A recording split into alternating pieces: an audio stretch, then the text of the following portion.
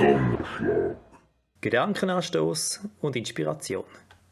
Das ist der Donnerschlag vom November. Ich bin Nadine und eigentlich wollte ich etwas ganz anderes schreiben bzw. erzählen, wo man mich angefragt hat, diese Ausgabe zu gestalten. Aber dann haben sich plötzlich die weltpolitischen Ereignisse einmal mehr angefangen zu überschlagen. Am 7. Oktober ist Israel Ziel von einem terroristischen Angriff geworden. Und seitdem hören die Meldungen nicht auf. Es sind Meldungen von Terror, von Krieg, von Bomben, von Hunger, von Angst, von Schmerz und vor allem einfach von unvorstellbarem und unfassbarem Leid. Und mir ist wichtig, ich möchte hier nicht über Ursachen, Schuld oder Lösungen philosophieren, weil ich finde, das steht mir nicht zu. Aber ich möchte meine Betroffenheit ausdrücken, mein Mitgefühl mit den Opfern vom Krieg, ungeachtet von ihrer Nationalität oder Religionszugehörigkeit, weil Menschen sind Menschen. Vielleicht geht es dir wie mir und du findest auch kein Wort, um das auszudrücken, was dich im Moment gerade bewegt. Oder was dich bewegt, wenn du die Bilder siehst und die Sachen hörst. Die evangelisch reformierte Kirche Schweiz, die EKS, hat ein Gebet für den Frieden im Nahen Osten publiziert. Und das Gebet, das hat mich sehr berührt, weil es hat meine Gefühle und meine Gedanken in Worte gefasst. Vielleicht spricht es dich auch an und vielleicht betest du mit mir und vielen anderen Menschen mit.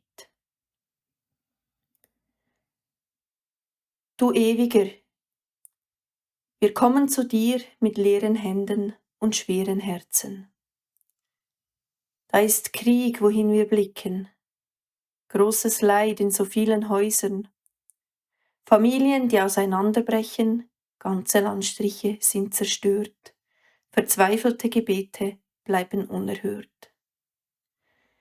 Jetzt auch wieder im Land der Bibel, Wiege und Wurzel unseres Glaubens, Schmerz, soweit das Auge reicht. Raketen, die den Tod bringen, Kinder, die nie mehr singen. Menschen massakrieren Menschen, Erwachsene ermorden Säuglinge, junge Männer vergewaltigen Großmütter, Regierungen spielen auf Zeit.